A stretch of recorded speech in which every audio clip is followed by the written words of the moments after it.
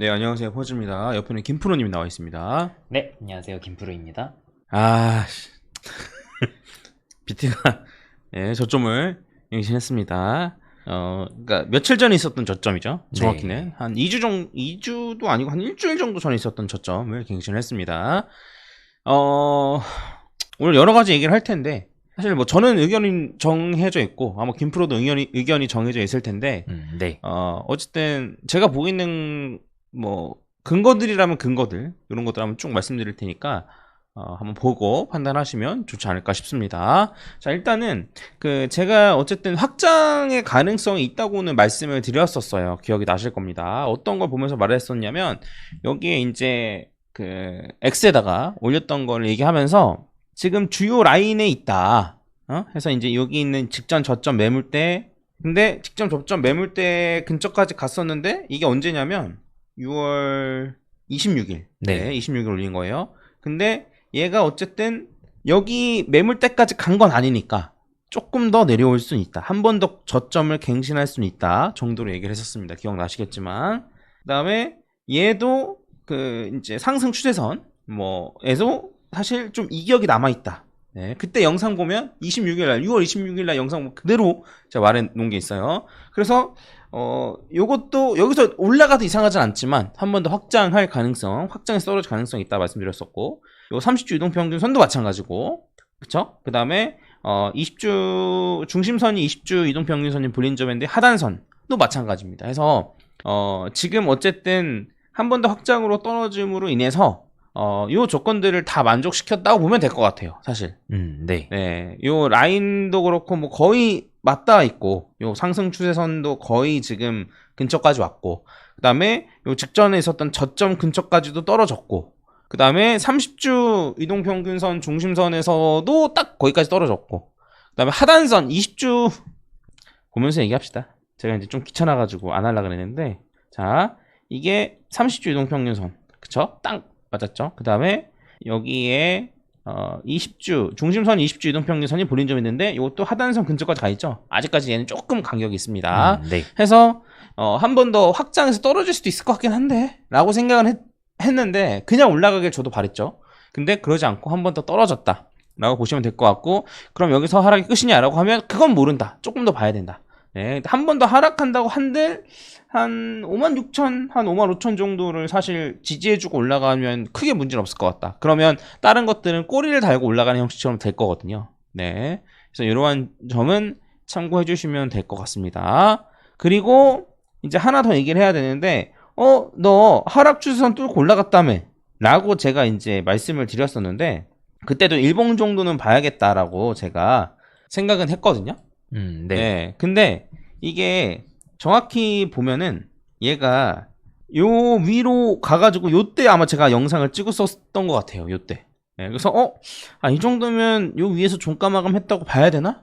하고 다음날 보는데 얘가 요 라인에 딱 걸친 거예요. 그래서 제가 흥을 깨기 싫어서 말하진 않았어요. 며칠 더 봐야 될 것 같습니다. 라는 흥을 깨기 싫어서. 혹시나 뭐 올라갈 수도 있으니까. 왜냐면 여기서 그냥 올라가면 올라가는 거니까, 그쵸? 그래서 요 흥을 깨기 싫어서 제가 이제 얘기는 하지 않았는데, 사실 어제 이제 일봉 종가 마감을 함으로써 요게 노이즈였다라는 게 이제 거의 확실해졌습니다. 그래서 이제 얘가 오늘 아침에 이제 사실 여기에 마감된 거죠. 오늘 아침에 사실 정확하게 결정이 된 거예요. 그렇죠. 네, 그래서 이제 정확히 결정되면 얘기해야겠다라고 했는데 그게 오늘인 거기도 하고, 네, 해서 얘 같은 경우에는 이제 요거를 뚫고 갔다가 뭐 애매하게 떨어졌다기보다는 그냥 라인을 이런 식으로 그리는 게 조금 더 합리적일 것 같습니다. 이런 식으로 라인을 그리는 게, 옮겨서 그리는 게 살짝 바꾼 거죠. 네, 그래서 이렇게 보는 게 좀 합리적일 것 같고, 그러면 다시 처음부터 시작인 거죠. 다시 얘를 뚫고 올라가고, 그 다음에 다시 요 30일 이동평균선을 뚫고 올라가고, 네, 이게 첫 번째, 이게 그 다음에 두 번째, 이런 식으로 여전히 또 똑같아지는 거죠. 네, 다시 해야 되는 거죠. 네, 이렇게 받아들이시면 될 것 같습니다. 저도 약간 설레발을 했는데, 아무튼 뭐 그 점은 죄송하게 생각합니다. 설레발 친 점에 대해서는. 네, 또 설레발 안 치고 또 얘기하면 그래서 올라간다는 거, 내려간다는 거 언제는 애매하다 그러고 언제가 확실해지는 거야, 이런 소리 또 듣기 때문에 네, 좀 설레발을 좀 쳤으나, 네, 아무튼 뭐 이렇게 됐습니다. 네, 양해 부탁드리고 어쨌든 다시 올라가야 된다. 네, 네. 이런 얘기. 차트적으로는 요거 말고는 더 덧붙일 말이 있으려나? 아니요. 일단 큰 틀에서 봤을 때 주요 지지 라인 같은 거는 다 그 라인인 거니까요. 그리고 지금 추세선 사실 살짝 수정하기는 했는 방금 전에 수정을 하긴 했는데 원래 추세선으로 해도 주봉 기준으로는 그냥 안 뚫리고 그치, 주봉으로는 안 뚫린 네. 거였지. 맞고 떨어진 거라고 봐도 될 것 같거든요. 그래서 저는 지금 요 추세선을 수정은 따로 하고 있지는 않은데 아, 주봉으로 체크하려고? 네, 그냥 주봉으로 체크해가지고 종가 마감이 요 위에 올라와 있는 거 그거를 음. 체크하는 쪽으로 가려고요. 왜냐면은 이게 결국에는 이걸 기준으로 A, B, C를 봐가지고 여기서 요 추세가 깨지는 거를 똑같이 봐야 되는 거기 때문에 아예 주봉으로 봐도 상관이 없을 것 같더라고요. 일봉으로는 여전히 노이즈가 낄 수 있으니 네, 차라리 그렇죠. 그냥 주봉으로 깔끔하게 보는 게 나을 것 같다. 네, 이런 의견. 저는 그렇게 보고 있습니다. 자, 그 다음에 차트적으로는 요렇고요.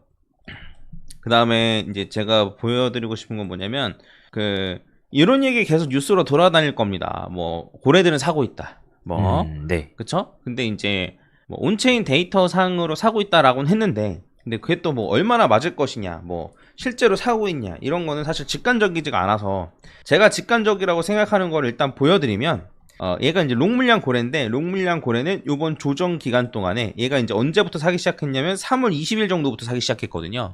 네, 네, 해서 요때부터 사기 시작해가지고 지금까지 계속 사모았습니다.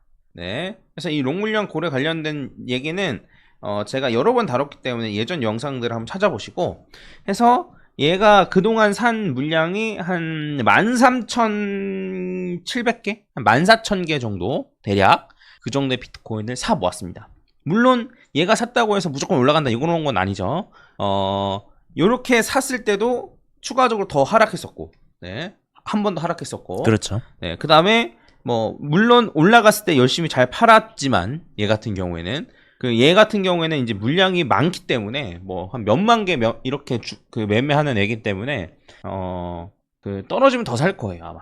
네. 네. 그래서 지금 무조건 올라간다라는 걸 이제 확신하진 않지만 어쨌든 얘는 사모고 있다. 매매를 얘는 굉장히 잘하는 애인데 떨어지면 사고 올라가면 파는 그런 매매를 굉장히 잘하는 애인데 얘는 어쨌든 사모고 있다 정도로 확인하시면 좋지 않을까 싶습니다. 그래서 얘가 갖고 있는 물량은 한 5만 개 정도 되고요.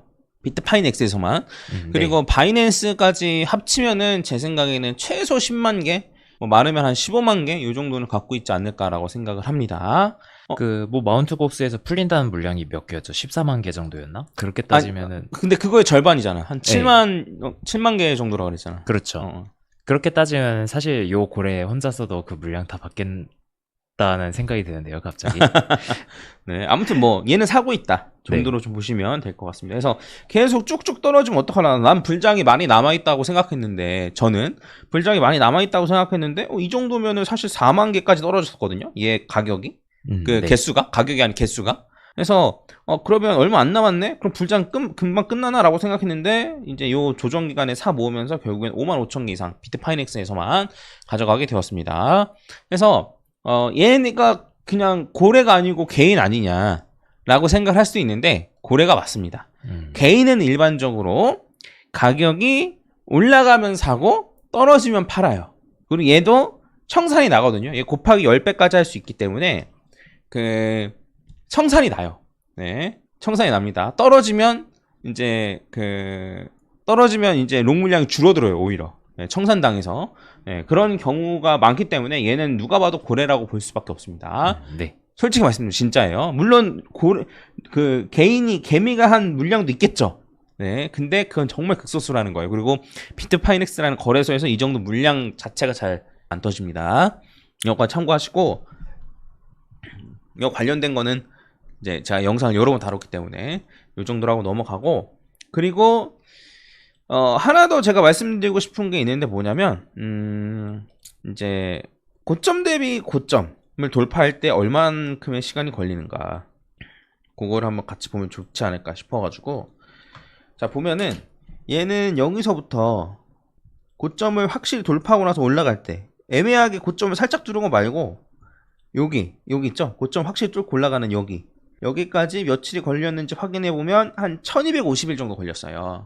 네. 그쵸? 그 다음에 얘는 여기서부터 여기까지요. 해서 그 걸린 기간을 살펴보면 얘는 한 1100일 정도 걸렸습니다. 1250일, 한 1100일 정도. 근데 요번에는 굉장히 빨리 여기까지 올라왔기 때문에 그게 훨씬 더 줄어들지 않을까라는 생각을 하긴 했었어요. 네. 근데 이제 어쨌든 고점이 여기니까 고점 기준으로 해서 이제 1100일 정도면은 올해 11월 18일입니다.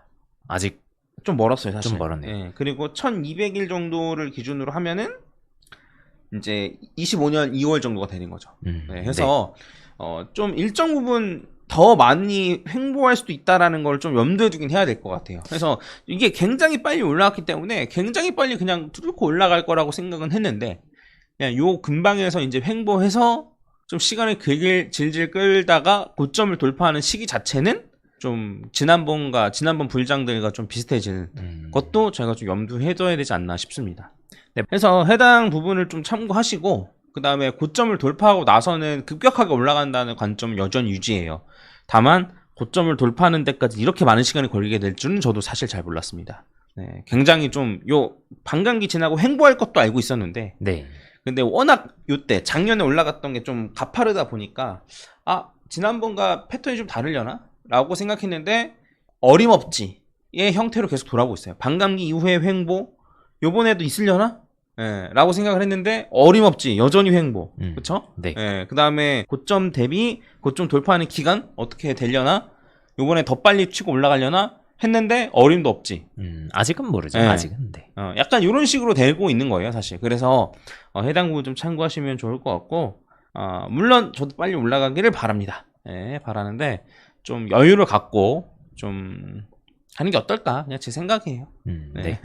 그래서 해당 부분 좀 참고하셔가지고 멘탈 잘 잡으시길 바랍니다. 아시겠죠? 물론 해당 기간 동안에 알트는 박살나고 있죠. 예, 저도 알고 있습니다. 근데 이제 그래서 사실 저희가 이제 메이저 코인 위주로 구성을 해놨던 거고 물론 이더랑 솔라나도 많이 떨어지긴 했습니다만 네. 근데 어쨌든 메이저 코인 위주로 가지고 있는 게 어쨌든 좀 도움이 된 거죠. 그리고 그렇다고 해서 지금 뭐 현금 비중이 굉장히 높여야 되냐라고 물어보면 저는 여전히 그게 제일 두려워요. 뭐냐면 급격하게 올라갈 때 현금으로 갖고 있을까봐. 그게 제가 제일 두려운 일이에요. 떨어지는 것보다 그게 더 두려워요. 훨씬 두렵습니다. 그게 진짜예요. 그 보시면 제가 이런 말 어쨌든 들어보셨을 텐데 막상 비트가 오르는 날은 며칠 안 돼요. 네, 주봉으로만 따져도 요럴 때, 안 그러면 뭐 요럴 때, 예, 몇 주 안 돼요, 사실. 그래서 요런 타이밍을 놓치면은 그냥 요 불장 장사가 그냥 날아가는 거예요. 그냥 한순간에 그냥 날아가 버리는 겁니다. 그렇죠. 그래서 요때 코인을 갖고 있는 게 무조건 중요한데 현금으로 잘 갖고 있다가 갑자기 팍팍팍 올라가게 되면 과연 살 수 있냐 이거죠. 급격하게 코인을 갑자기 살 수 있냐 이거죠. 난 여기서 팔았는데 여기서 살 수 있을까요? 쉽지 않을 거라는 거예요, 제 말은. 네, 해서 요런 타이밍을 놓치는 게 전 두렵기 때문에 그래서 코인 위주로 갖고 있는 거고 그리고 요런 거에 대한 요런 매매 전략을 짜는 요 기반에는 어쨌든 이번 불장은 끝나지 않았고 네, 그 다음에 한 번 더 강력하게 올라갈 가능성이 매우 높다라는 거를 깔고 가는 거긴 하죠. 이런 전제가 없으면은 세우지 못하는 매매 전략이기도 하죠. 근데 저는 어쨌든 비트코인에 대한 공부를 하고 여러 가지 상황들을 봤을 때 이런 걸 어느 정도 확신하고 있으니까 이런 매매 전략을 사용하는 겁니다. 제가 제일 두려워하는 거 요때 현금으로 갖고 있는 거예요. 네, 요때 현금으로 갖고 있는 게 제일 두렵습니다. 네, 그래서 저는 요거를 피하기 위한 매매 전략을 지금 세우고 있는 거다라고 보시면 될 것 같습니다. 네, 이 정도로 할까? 네. 네, 이 정도로 하고 마무리 짓도록 하겠습니다. 뭐 11월까지 안 기다리고 올라갈 수 있어요. 그러니까 그런 경우는 우리가 생각을 해보자는 거예요. 네. 네, 너무 다급하게 굴지 말자는 겁니다. 그럼 이럴 때 뭐 해야 되냐? 그냥 쉬면 됩니다, 사실. 네, 그냥 옆으로 횡보할 땐 그냥 쉬면 돼요. 네, 괜히 단타로 하려고 하다가 그냥 다 망합니다. 네, 알트로 단타 하려다가 다 망했어요, 이미 다. 네, 이미 다 망했잖아요. 그렇잖아요. 네, 그래서 이럴 때는 그냥 이제 메이저 코인 위주로 잡고 그냥 기다리는 게 제일 좋은 방법이에요. 네, 그래서 요 정도로 하고 마무리 짓도록 하겠습니다. 도움이 되셨으면 좋아요 한 번씩 부탁드리겠습니다. 감사합니다. 네, 감사합니다. 김프로였습니다.